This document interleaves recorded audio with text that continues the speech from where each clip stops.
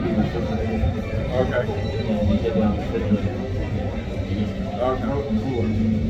You bring it here. You have it at your house in your refrigerator, throw it in an ice chest, and bring it here. Okay. And then mix it and apply it. Okay. That makes sense. Not all of them. I think I want to get you some probiotics and some of those, by the way. Okay. You can put those on. As soon as I get back, it's Okay. just get that on right away. And we'll start working while we're waiting. Okay, good. And this is kind of more process. So you know it's going to be good. Is there anything to add to that, or just these two? Okay.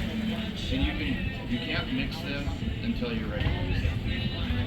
Should it be something that's like mixed in a bucket in front of a tree, or would it be better in a tank sprayed? Bucket's fine. Bucket. Okay. For remote areas, where you only have 18 trees. Bucket's easy. Unless you want to wheel a tank around. Well, I have a hose that you saw me this morning. Well, you just pull the hose down and then just put the bucket. Just fill your bucket right here on the side. I'll give you instructions on how much to put in there. Per bucket for 5 gallons.